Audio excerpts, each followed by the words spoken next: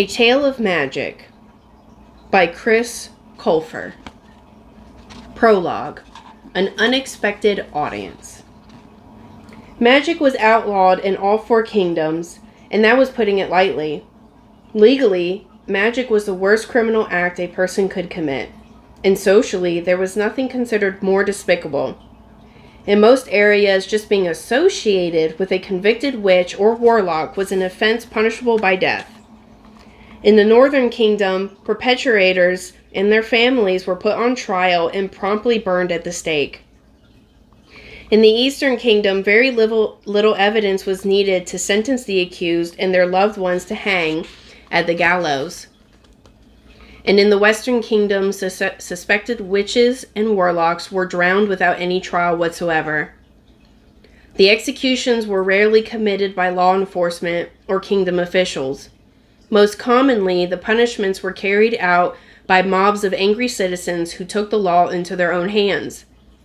Although frowned upon, the brutal sport was completely tolerated by the kingdom's sovereigns. In truth, the leaders were delighted their people had something besides government to direct their anger toward. So the monarchs welcomed the distraction and even encouraged it during times of political unrest.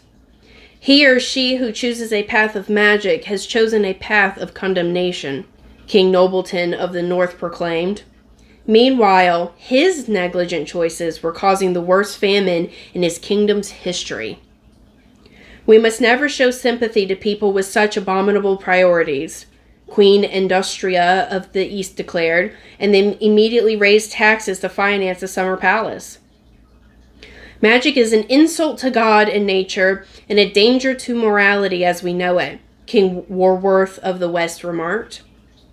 Luckily for him, the statement distracted his people from rumors about the 8 illegitimate children he had fathered with 8 different mistresses. Once a witch or warlock was exposed, persecution was nearly impossible to escape.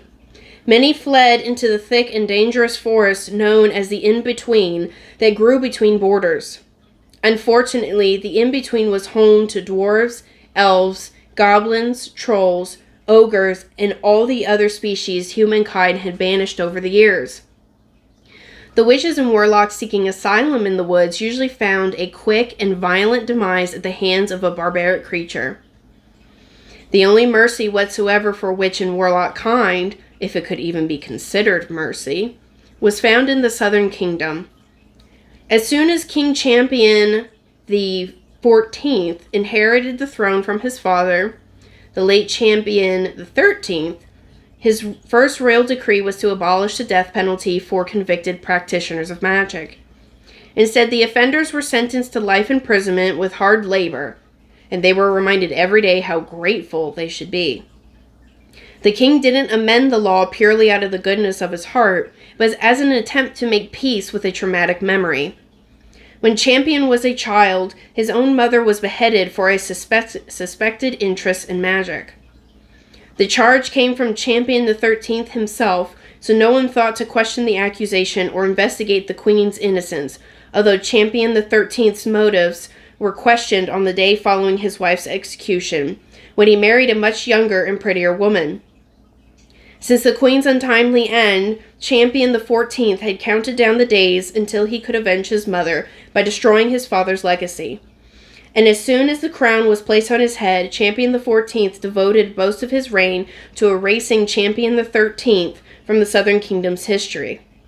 Now in old age, King Champion the 14th spent the majority of his time doing the least he possibly could. His royal decrees had been reduced to grunts and eye rolls. Instead of royal visitations, the king lazily waved to crowds from the safety of a speeding carriage. And the closest thing he made to royal statements anymore were complaints about his castle's halls being too long and the staircases too steep. Champion made a hobby of avoiding people, especially his self-righteous family. He ate his meals alone, went to bed early, slept in late, and cherished his lengthy afternoon naps. And God have mercy on the poor soul that woke him before he was ready. Although on one particular afternoon, the king was prematurely woken, not by a careless grandchild or clumsy chambermaid, but by a sudden change in the weather. Champion awoke with fright to heavy raindrops thudding against his chamber windows and powerful winds whistling down his chimney. It had been such a sunny and clear day when he went to bed, so the storm was quite a surprise for the groggy sovereign. "I've risen," Champion announced.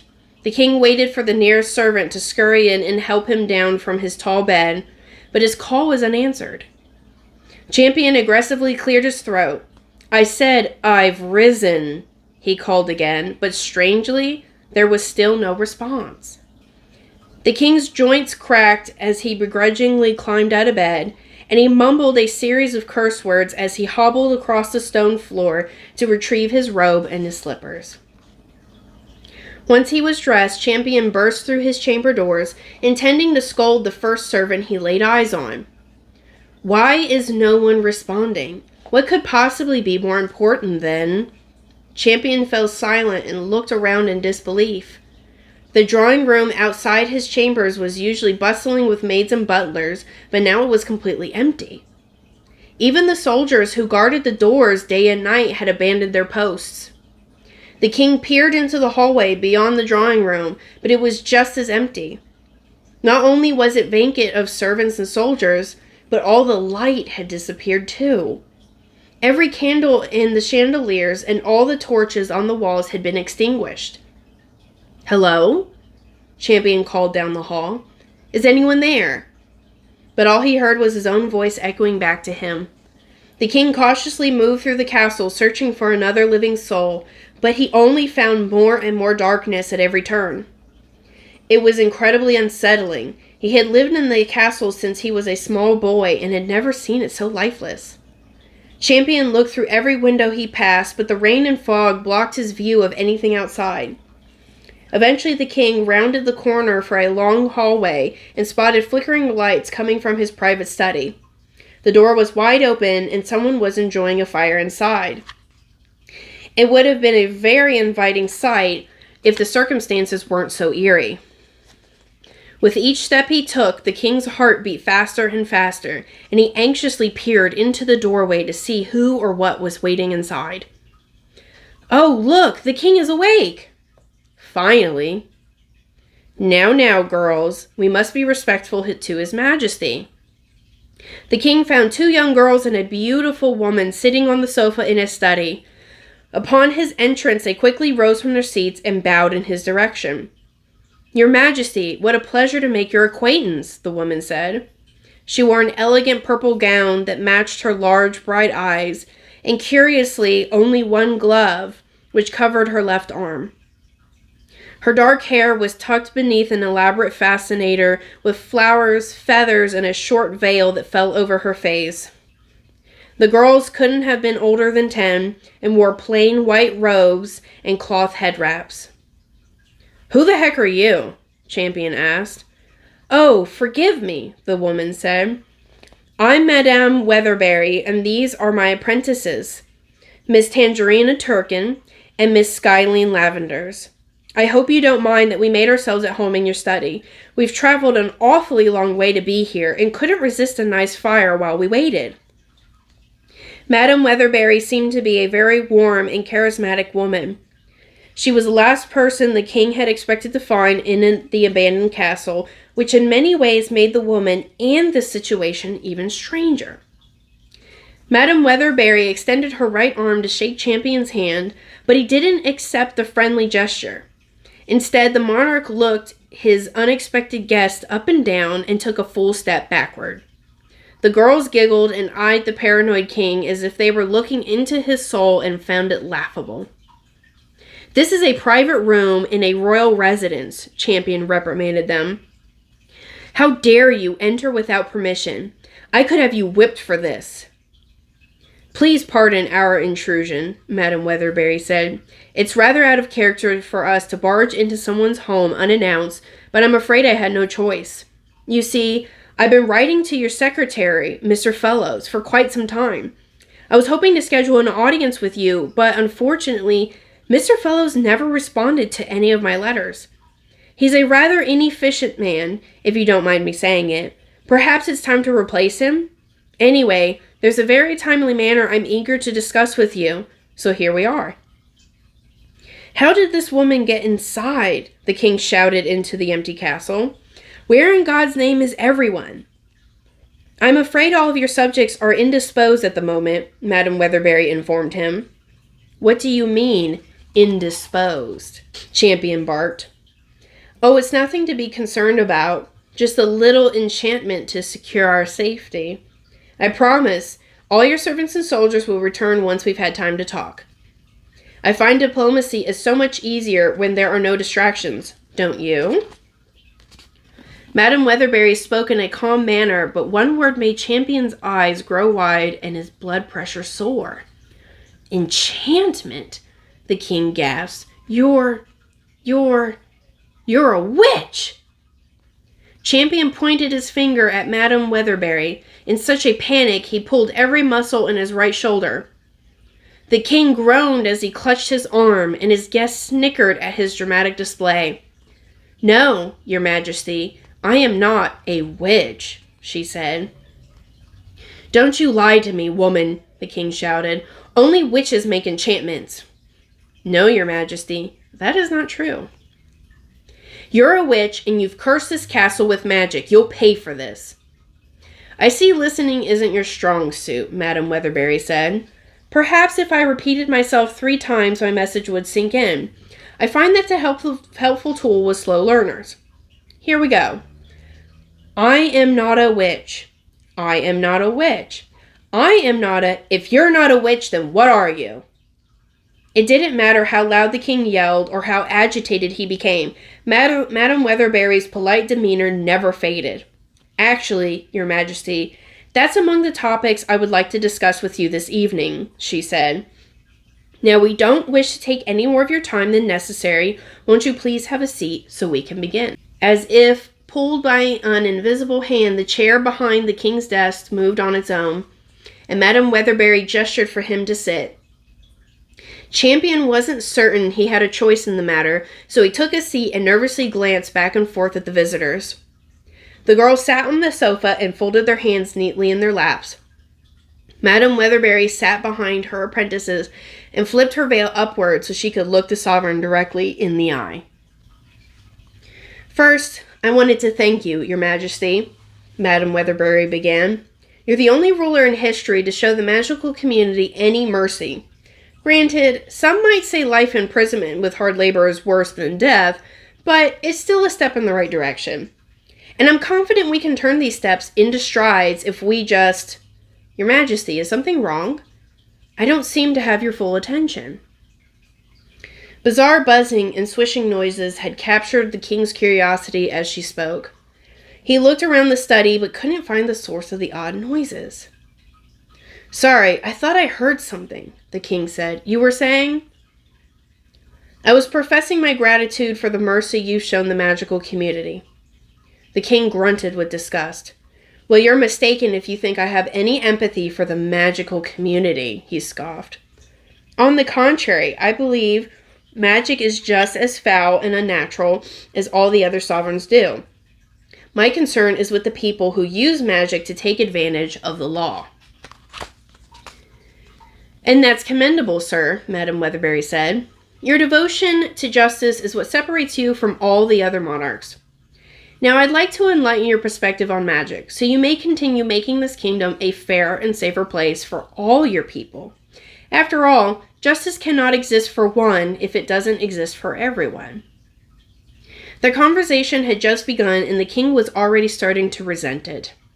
What do you mean, enlighten my perspective? He sneered. Your Majesty, the way magic is criminalized and stigmatized is the greatest injustice of our time. But with the proper modifications and amendments, and some strategic publicity, we can change all of that. Together we can create a society that encourages all walks of life and raises them to their greatest potential. And, Your Majesty, are you listening? I seem to have lost you again. Once more the king was distracted by the mysterious buzzing and swishing sounds. His eyes searched the study more frantically than before, and he only heard every other word Madam Weatherbury said. I must have misunderstood you, he said. For a moment, it sounded as if you were suggesting the legalization of magic. Oh, there was no misunderstanding, Madam Weatherbury said with a laugh. The legalization of magic is exactly what I'm suggesting. Champion suddenly sat up in his seat and clenched the armrest of his chair. Madam Weatherbury had his undivided attention now. She couldn't possibly be implying something so ludicrous. What is wrong with you, woman? The king sneered. Magic can never be legalized. Actually, sir, it's very much in the realm of possibility, Madam Weatherbury said. All that's required is a simple decree that decriminalizes the act, and then, in good time, the stigma surrounding it will diminish. I would sooner decriminalize murder and thievery, the king declared.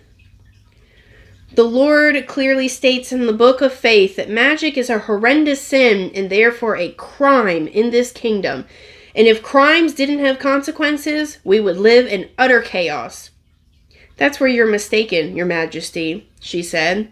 You see, magic is not the crime the world thinks it is. Of course it is, he objected. I have witnessed magic being used to trick and torment innocent people. I have seen the bodies of children who were slaughtered for potions and spells. I have been to villages plagued by curses and hexes. So don't you dare defend magic to me, madam. The magical community will never receive an ounce of sympathy or understanding from this sovereign. Champion couldn't have made his opposition any clearer, but Madam Weatherbury moved to the edge of her seat and smiled as if they had found common ground. This may surprise you, sir, but I completely agree, she said. You do? He asked with a suspicious gaze. Oh, yes, completely, she repeated. I believe those who torment innocent should be punished for their actions, and harshly, might I add. There's just one minor flaw in your reasoning. The situations you've witnessed aren't caused by magic, but by witchcraft. The king tensed his brow and glanced at Madam Weatherbury as if she were speaking in a foreign language. Witchcraft? He said mockingly. I've never heard of such a thing. Then allow me to explain, Madam Weatherbury said. Witchcraft is a ghastly and destructive practice. It stems from a dark desire to deceive and disrupt. Only people with wicked hearts are capable of witchcraft. And believe me, they deserve whatever fate they bring upon themselves. But magic is something else entirely. At its core, magic is a pure and positive art form. It's meant to help and heal those in need and can only come from those with goodness in their hearts. The king sank back into his chair and held his head, dizzy with confusion. Oh dear, I've overwhelmed you, Madam Weatherbury said. Let me simplify it for you then. Magic is good. Magic is good. Magic is good. Witchcraft is bad. Witchcraft is bad. Witchcraft is... Don't patronize me, woman. I heard you, the king griped. Give me a moment to wrap my head around it. Champion let out a long sigh and massaged his temples. It was usually difficult for him to process information so shortly after a nap, but this was an entirely different beast. The king covered his eyes and concentrated, as if he were reading a book behind his eyelids. You're saying magic is not the same as witchcraft? Correct, Madam Weatherbury said with an encouraging nod. Apples and oranges. And the two are different in nature. Polar opposites, sir. So, if not witches, what do you call people who practice magic? Madam Weatherbury held her head high with pride. We call ourselves fairies, sir. Fairies? The king asked. Yes, fairies, she repeated. Now, do you understand my desire to enlighten your perspective? The world's concern isn't with fairies who practice magic, it's with witches who commit witchcraft. But tragically, we've been grouped together and condemned as one and the same for centuries. Fortunately, with my guidance and your influence, we are more than capable of rectifying this. I'm afraid I disagree, the king said. I beg your pardon? Madam Weatherbury replied. One man may steal because of greed and another may steal for survival, but they're both thieves. It doesn't matter if one has goodness in his heart. But, sir, I thought I made it perfectly clear that witchcraft is the crime, not magic. Yes, but both have been considered sinful since the beginning of time, Champion went on. Do you know how difficult it is to redefine something for society? It took me decades to convince my kingdom that potatoes aren't poisonous, and people still avoid them in the markets. Madame Weatherberry shook her head in disbelief. Are you comparing an innocent race of people to potatoes, sir? I understand your objective, madam, but the world isn't ready for it. Heck, I'm not ready for it. If you want to save the fairies from unfair punishment, then I suggest you teach them to keep quiet and resist the urge to use magic. That would be far easier than convincing a stubborn world to change its ways. Resist the urge? Sir, you can't be serious. Why not? Normal people live above temptation every day. Because you're implying magic comes with an off switch, like it's some sort of choice. Of course magic is a choice. No, it is not. For the first time since her interaction had begun, Madame Weatherberry's pleasant temperament changed. A shard of deep-seated anger pierced through her cheery disposition, and her face fell into a stony, intimidating glare. It was as if Champion were facing a different woman altogether, a woman who should be feared.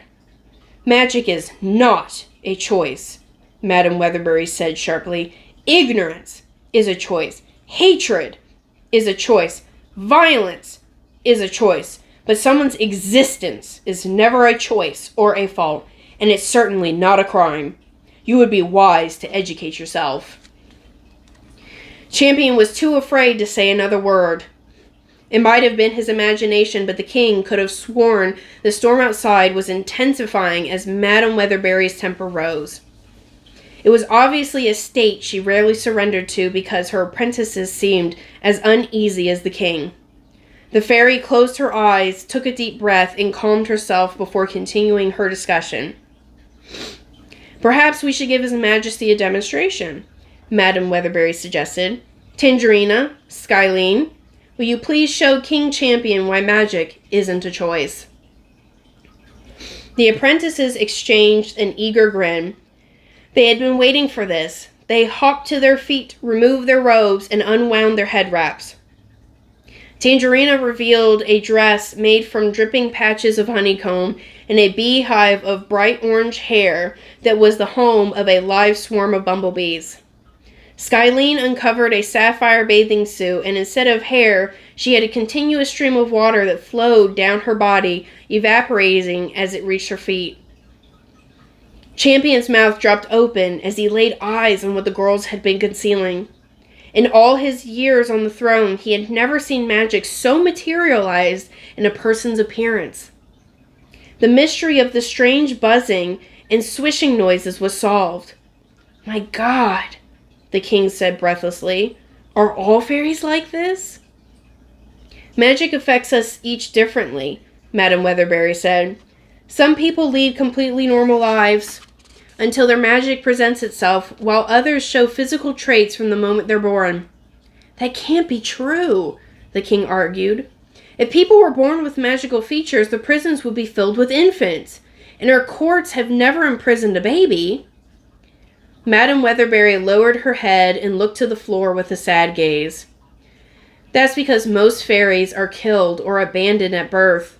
Their parents fear the consequences of bringing a magical child into the world, so they do what is necessary to avoid punishment.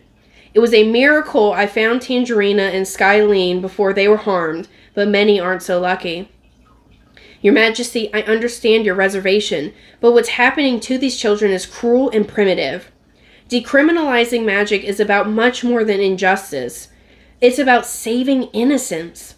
Surely you can find sympathy and understanding in your heart for that. Champion knew he lived in a harsh world, but he had been oblivious to such horrors. He rocked back and forth in his chair as his reluctance waged war with his empathy. Madame Weatherberry could tell she was making progress with the king, so she used a sentiment she had been saving for just the right moment. Think how different the world would be if it had a little more compassion for the magical community. Think how different your life would be, Your Majesty." Suddenly, Champion's mind was flooded with memories of his mother. He remembered her face, her smile, her laugh. But most prominently of all, he remembered the tight embrace they had shared just before she was dragged to an untimely death. Despite how rusty his memory had become with age, those images were forever branded in his brain.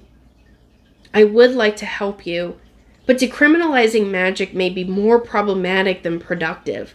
Forcing the public to accept what they hate and fear could cause a rebellion. Witch hunts as we know them could escalate into full-fledged genocide." "Believe me, I'm no stranger to human nature," Madame Weatherbury said. "The legalization of magic can't be rushed. On the contrary, it must be handled gently, with patience and persistence. If we want to change the world's opinion, it must be encouraged, not forced. And nothing encourages people like a good spectacle." A nervous tension spread over the king's face. "Spectacle?" he asked fearfully. "What sort of spectacle are you planning?" Madame Weatherbury smiled, and her bright eyes grew even brighter. This was the part she had been waiting for. "When I first met Tangerina and Skyline, they were captives of their own magic," she told him. "No one could get near Tangerina without being attacked by her bees, and poor Skyline was living in a lake because she soaked everything she stepped on. So I took the girls under my wing and taught them to control their magic, and now they're both perfectly functioning young adults. It breaks my heart to think of all the other children out there who are struggling with who or what they are, so I've decided to open my doors and give them a proper education." "You're going to start a school?" the king asked. "Precisely," she said. "I call it Madame Weatherbury's Academy for Young Practitioners of Magic, although it's still a working title." "And where will this academy be?" he asked. "I've recently secured a few acres in the southeast in-between." "The in-between?" the king protested. "Woman, are you mad? The in-between is much too dangerous for children. You can't start a school there." "Oh, I won't argue that," Madame Weatherbury said. "The in-between is exceptionally dangerous for people unfamiliar with its territories. However, there are many members of the magical community, including myself, who have lived quite comfortably in the in-between for decades. The land I've required is very remote and private. I've installed all the proper protections to guarantee my student safety." "But how's an academy going to help achieve the legalization of magic?" "Once I've trained my pupils to master their abilities, we'll slowly introduce ourselves to the world. We'll use our magic to heal the sick and help those in need. After some time, word of our compassion will have spread through the kingdoms. Fairies will become examples of generosity and will win people's affection. The world will see all the good that magic has to offer.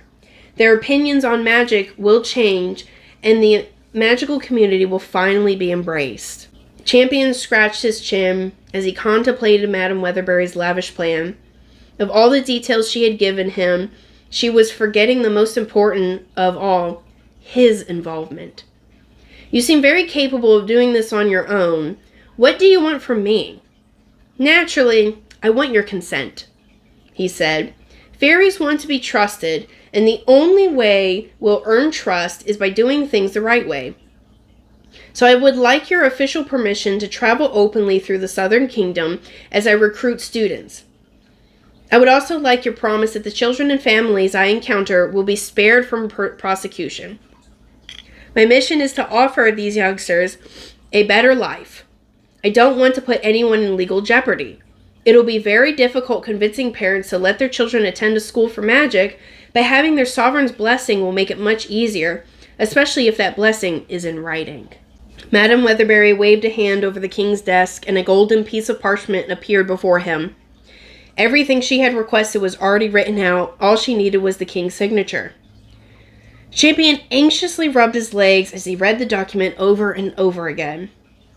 "This could go wrong in so many ways," the king said. "If my subjects found out I gave a fairy, permission to take their children to a magical school, There would be rioting in the streets. My people would want my head on a platter. In that case, tell your people you ordered me to cleanse your kingdom of the magical children, she suggested. Say that in an effort to create a future without magic, you had the young rounded up and taken away. I found that the more vulgar a declaration, the more humankind embraces it. Still, this is a gamble for both of us. Having my permission doesn't guarantee your protection. Aren't you worried about your safety? Your Majesty, I'll remind you that I made the staff of the entire castle disappear into thin air. Tangerina controls a swarm of bees, and Skylene has enough water flowing through her body to flood a canyon. We can protect ourselves. Despite her testimony, the king appeared more fearful than convinced. Madame Weatherbury was so close to getting what she wanted, she had to extinguish Champion's doubt before it overpowered him. Luckily, she still had one more weapon in her arsenal to gain his approval. Tangerina, Skylene, would you please give the king and me a moment alone? She asked. It was evident Tangerina and Skylene didn't want to miss any part of Madame Weatherbury's conversation with the king, but they respected their chaperone's wishes and waited in the hall. Once the door was shut behind them, Madame Weatherbury leaned toward Champion and looked deep into his eyes with a grave expression. Sir, are you aware of the northern conflict? She asked. If the king's bulging eyes were any indication, Champion was much more than aware. Just the mention of the northern conflict had a paralyzing effect on him, and he struggled to respond. How on earth do you know about that? He inquired. That is a classified matter.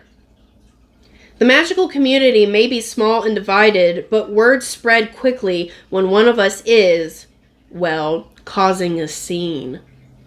Causing a scene? That's what you people call it? Your Majesty, please keep your voice down, she said, and then nodded to the door.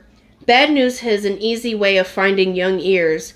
My girls would worry themselves sick if they knew about what we're discussing. Champion could relate because he was starting to feel sick himself. Being reminded of the subject, what was like being reacquainted with a ghost he thought had been put to rest. Why are you even mentioning such a horrible thing? He asked. Because right now there's no guarantee the northern conflict won't cross the border and arrive at your front door, Madame Weatherbury warned him. The king shook his head. That won't happen. King Nobleton assured me he took care of the situation. He gave us his word. King Nobleton lied to you. He told the other sovereigns he has the conflict under control because he's humiliated by how severe the situation has become. Over half the northern kingdom has perished. 3/4 of his army are gone, and what's left shrinks daily. The king blames the loss on famine because he's terrified he'd lose the throne if his people knew the truth. All the color faded from Champion's face, and he trembled in his seat. Well, can anything be done? Or am I just supposed to sit and wait to perish myself? Recently there's been hope, Madame Weatherbury said. Nobleton has appointed a new commander, General White, to lead the remaining defenses. So far, the general has sequestered the situation more successfully than his predecessors. Well, that's something, the king said. I pray General White will resolve the matter, but you must be prepared if he fails, she said. And should the conflict cross into the southern kingdom, having an academy of trained fairies in your corner could be very beneficial to you. You believe your students could stop the conflict? He asked with desperate eyes. Yes, Your Majesty, she said with complete confidence. I believe my future students will accomplish many things the world considers impossible today. But first, they'll need a place to learn and a teacher to guide them. Champion went very still as he thought the proposition over. Yes, they could be extremely beneficial, he said to himself. Naturally, I'll have to consult my advisory, Council of High Justices, before giving you an answer. Actually, sir, Madame Weatherbury said, I believe this is a matter we can settle without consulting the High Justices. They tend to be rather old-fashioned group, and I would hate for their stubborn tendencies to get in our way.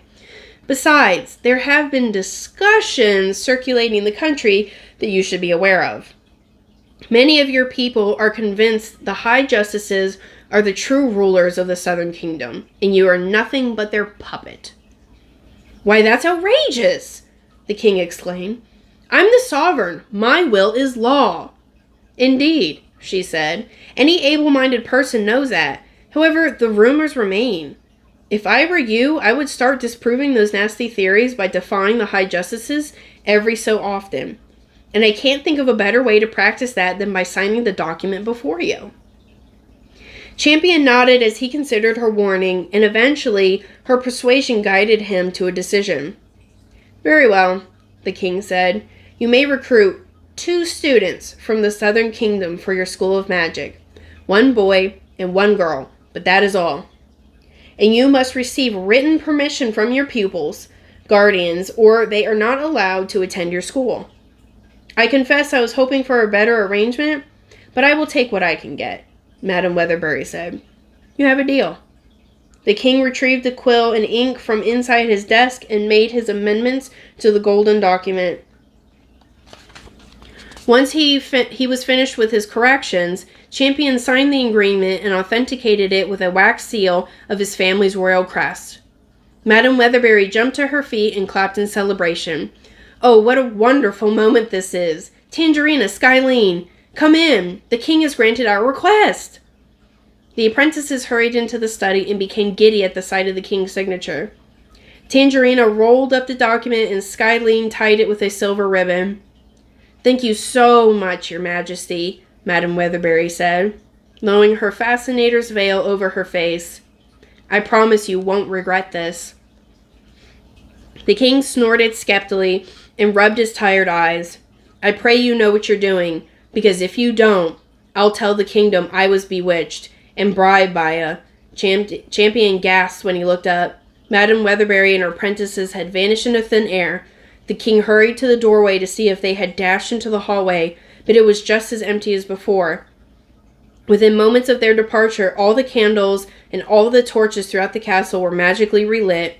Footsteps echoed down the halls as the servants and soldiers returned to their duties. The king went to a window and noticed that even the storm had disappeared, but Champion found little comfort in the clearing weather. On the contrary, it was impossible for the king to feel anything but dread as he skimmed the northern skies, knowing that somewhere on the horizon, the true storm awaited.